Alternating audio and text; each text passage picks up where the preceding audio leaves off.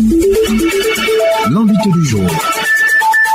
Monsieur Gota Guéric, bonjour. Bonjour, monsieur Eddy Mousson. Vous avez décidé de dénoncer l'incivisme et l'incivilité à partir de l'ONG Réflexe Citoyen. Alors, comment est née cette association? L'association est née à partir de la rencontre d'hommes et de femmes qui ont voulu s'engager dans la promotion du civisme et la sensibilisation de l'Ivoirien à un comportement citoyen. Nous sommes allés sur la base d'un noyau qui a utilisé les réseaux sociaux, créé un groupe, un forum engagé à réaliser la mission que nous sommes assignés.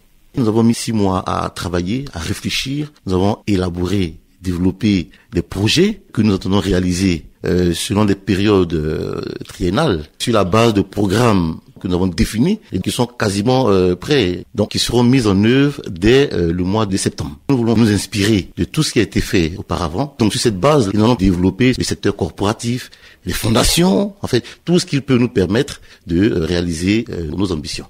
Et donc nous allons travailler sur les enfants pour les amener à changer, pour avoir un citoyen de demain, qu'on dirait un citoyen nouveau. Donc, nous avons identifié parmi nos cibles les femmes qui vont nous permettre de façonner, modeler, de donner un profil nouveau à ce que nous appelons tous l'Ivoirien nouveau. Est-ce que vous avez les moyens sur le terrain? Ce serait prétentieux d'affirmer que nous avons tous les moyens nécessaires à nos ambitions.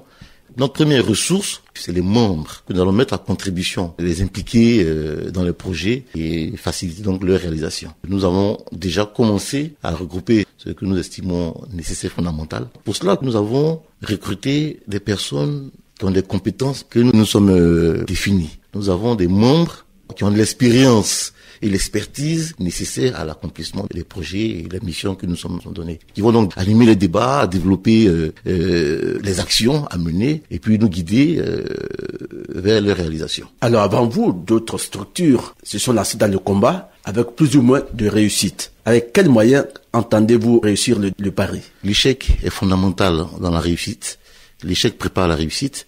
Et on a coutume de dire 1000 fois sur le métier, remettez-vous à l'ouvrage. Nous prévoyons des thématiques avec l'intervention de personnalités aux compétences avérées, de personnalités expertes dans leur domaine, des choses qui pour nous peuvent se faire raisonnablement et qui peuvent être pérennisées sur la durée. Par exemple, les champs d'action prioritaires que nous avons définis, le respect des lois, l'éducation, les droits des enfants, l'égalité des genres, la gouvernance et la probité du travailleur, l'environnement et la santé, dans tout ce qui est insalubrité, et puis la citoyenneté, les droits de l'homme et les libertés civiques. Notre souhait, c'est de réussir notre mission de promouvoir le respect des lois, donc de promouvoir le civisme. Et par effet domino, on en espère que ceux qui prendront le relais le feront peut-être mieux que nous, mais nous n'allons pas baisser les bras, nous allons tout mettre en œuvre pour réaliser ce que nous avons comme ambition.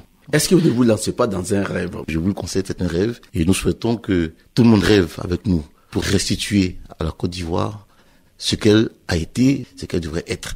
C'est-à-dire une nation respectueuse des règles de vie, respectueuse de ses lois, de nouveaux réflexes citoyens. Nous voulons inculquer aux Ivoiriens. Le développement d'un pays passe nécessairement par la participation citoyenne.